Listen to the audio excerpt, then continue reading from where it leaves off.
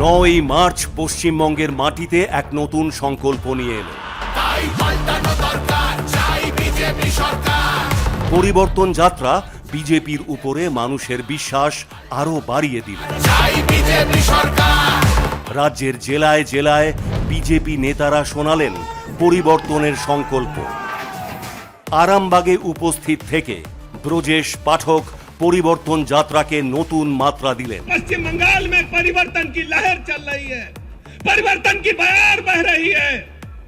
सड़क पर नौजवान, बुजुर्ग, युवा आज कह रहे हैं कि भारत की सांस्कृतिक राजधानी पश्चिम बंगाल में परिवर्तन होकर के रहेगा।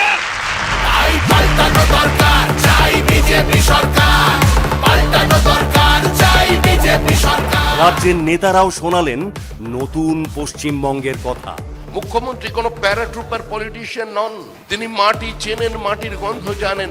মুখ্যমন্ত্রী বুঝেছেন সময় শেষ, তাই তিনি এখন বসেছেন, বলছেন আমি উঠব না, আমাকে কেউ ওঠাতে পারবে না।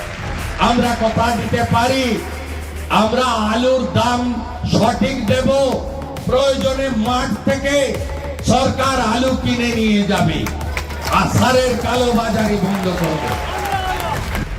বর্ধমান দক্ষিণে উপস্থিত ছিলেন মানিক সাহা। আমাদের ত্রিপুরাতে মানুষ হাসছে, আপনারা শুনে আনন্দিত হবেন না খুশি হবেন আমি জানি না। যখনই কোনো ইলেকশন সেখানে হয় ওনারা ওখানে যান সর্বভারতীয় শব্দটা লাগানোর জন্য। উপস্থিত জনতার সামনে উঠল সরকার পাল্টানোর ডাক। ইঞ্জিন সরকার তৈরি করব, তাই পশ্চিমবঙ্গের দরকার ডবল ইঞ্জিন, পশ্চিমবঙ্গের দরকার। যখন আর্জি করেন ওই অভয়াকে নৃশংসভাবে ধর্ষণ করে খুন করেছিল, বারবার পুলিশকে বলেছিলাম পোস্টমর্টম করবেন না, 6টা বেজে গেছে, 6টার পরে পোস্টমর্টম করা যায় না, কিন্তু পুলিশ আমাদের কথা শোনেনি। দরজা দিয়ে মুখ্যমন্ত্রী বানাতে চাইছে, ভাইপো খুব নাচে, এই করুন না, সেই করবো, এই করে দেবো, ওই করে দেবো। আরে বাবু তুমি হ্যাঁ, তুমি কে? তোমার দায়িত্ব কি? পশ্চিমবঙ্গের মানুষ তোমাকে মুখ্যমন্ত্রী বানিয়েছে। রাজ্য নেতারা পরিবর্তনের ডাককে আরো জোরালো করলেন। তারা রাজ্য জুড়ে এসআইআর ভুতুড়ে ভোট পগার পর রাত্রিবেলা ঘুম হয় না রানীর, ঘুম ভেঙে যায় বারংবার, রানী আছেন টেনশনে।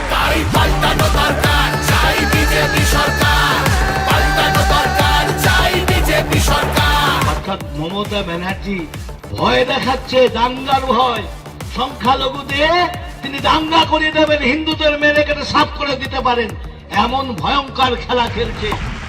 এই সরকার চলে গেলেও যা যা সরকারি প্রকল্পের টাকা পশ্চিমবঙ্গবাসী পায় তা সবাই পাবে। গ্রামে গ্রামে, শহরে শহরে পরিবর্তন যাত্রা হয়ে উঠছে মানুষের আশা ভরসা। এখন পশ্চিমবঙ্গে একটাই ডাক, পাল্টানো দরকার, চাই বিজেপি সরকার। পাল্টানো দরকার, চাই বিজেপি সরকার।